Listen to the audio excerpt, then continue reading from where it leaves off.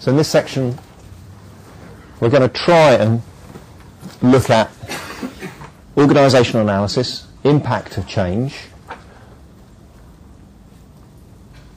models that help us deliver IT, and these are all driven from what do I need to do to support the organisation?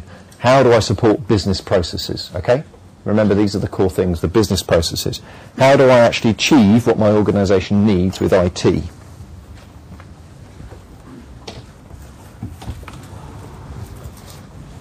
Woo! Good push.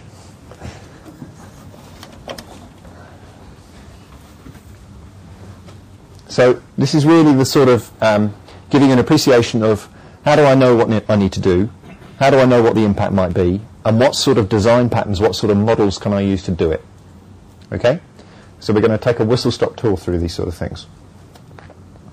We're going to start off with looking at strategies, particularly the two types of tool that Bain and Davies describes, which are actually quite simple. Okay? And they're just literally ways of thinking about how do I turn a goal into something concrete, into do something. He calls them informatic strategy, which composes things like a mission statement, and then actually looks at information systems and technology. Okay? This isn't a mission statement that you'd see on a company website, a paragraph. It's not about that. Okay? We're then going to look at some different ways of doing enterprise type analysis, looking at what an organisation needs, and then a whistle-stop tour through the latest sort of service provision models.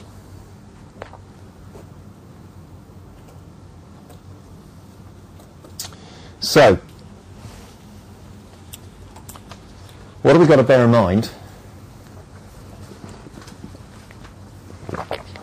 Everything we did in the last couple of weeks, the most important thing is that we are trying in the business to achieve something efficiently, effectively, to achieve our goals of the organisation. Crudely, that goal might be making money. Okay? Technology provides opportunities to do that. Technologies are used within systems, and the systems support the business processes. So the technology provides a way of doing these things. It provides opportunities for new ways and new types of business process. But they are just tools. And the things you've got to bear in mind is if you do apply a tool to anything, it'll change what you're doing. It'll make it faster, crudely, when you automate something. And the tool itself needs to be specialised sufficiently to do that job. There's no one-size-fits-all solution. So they're very much, as I said last week, they're very much interlinked. The business process will change as you apply a tool to it, and the tool needs to be appropriate for the business process. So the key thing to remember, and one of the big problems that occurs, especially within IT project management and things like that, is you don't realise when you apply technology to a problem that actually the organisation also has to change. It's not a case of I'm going to use this tool and everything will be fine and dandy. It's not. The organisation, the way you do the business process has to change to accommodate that. If you don't do that, you'll tend to find that things will fail. Or you won't, and by failure I mean you might not get it operational, or if you do get it operational, it might not give you any benefit. Okay? It might work perfectly, but if it doesn't make the process more efficient or reduce your costs as you intended, that's a failure. Okay? Typically a very expensive failure. So I alluded to the systems development life cycle and similar sort of paradigms. Just trying to give you a handle on this for all those who sort of more technology driven. The paradigm, the way you approach implementation of an organisational system, or indeed any engineered system, is pretty much the same. You go through the phases of planning, analysis, etc. So what we're looking at here is giving you the information, or hopefully giving you a broad sense of the information of the different types of things you could do, how to translate that, how to turn that into some sort of plan, how to get some analysis about what do I want to achieve, so then you can think about how you do it with a design from a design pattern perspective. So we're going to sort of go through these bits and pieces. The implementation side of things, actually the doing it, well, that boils more down to the last part of the course we do, but only in the last week, and indeed the project management, etc., next semester. Okay? So here we're thinking in advance, I've got an idea, what do I do? How do I propose it? And then we move on to the implementation. And indeed, along with that, actually what strategies are most effective. Okay? Questions?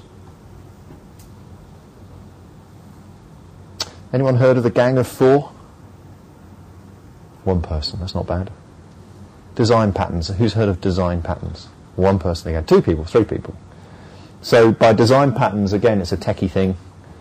Design patterns are ways that you can write code, for example, crudely, that are tried and trusted. So again, we're going to look at patterns for ways you can implement information system solutions, support delivery. So let's start with the hardest bit, perhaps. So as I said, we're not really going to do what is an organisation's strategy. I'm not going to tell you how to define an organisation's strategy. There's plenty of material out there, and indeed next semester you'll look at it in much more detail, I think.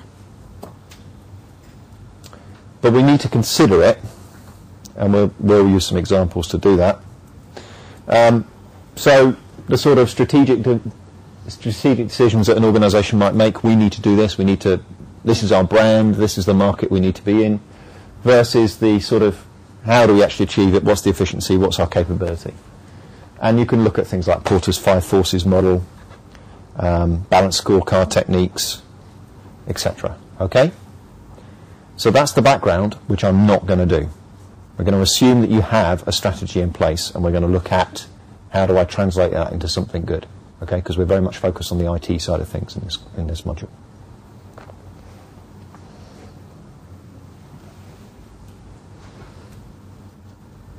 So one would hope that an organisation's strategy will link directly to how you could deliver it with systems, how the systems can support the strategy. Strategy defines business processes need support. Now, we talked about CAR, not to confuse the organisation's goals with doing technology. That's what he's arguing. Don't confuse, I want to be the best e-commerce site. Well, why? What's your organisational strategy? It's probably brand. It's not having the best technology. Okay? They're different things. You might need the best technology to do the brand. That's different. But the technology is not the strategy. That's his argument. As I said, others disagree. Have a look.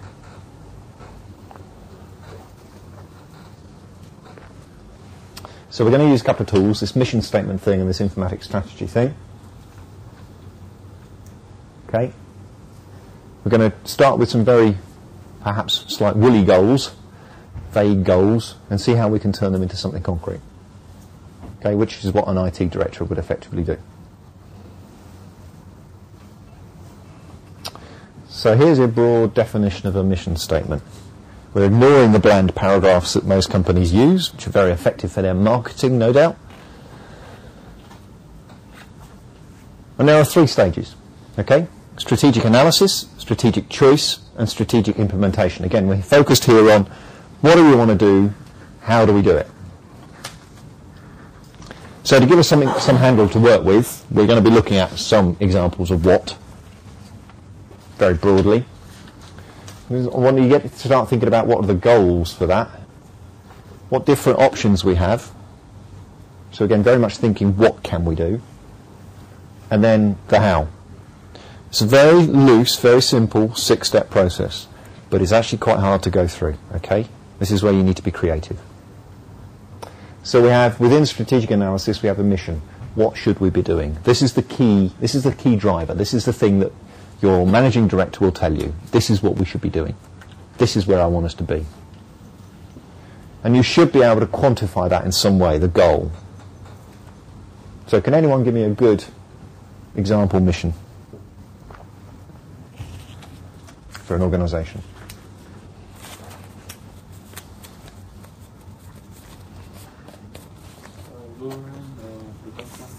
Brilliant. Lowering production costs. Excellent.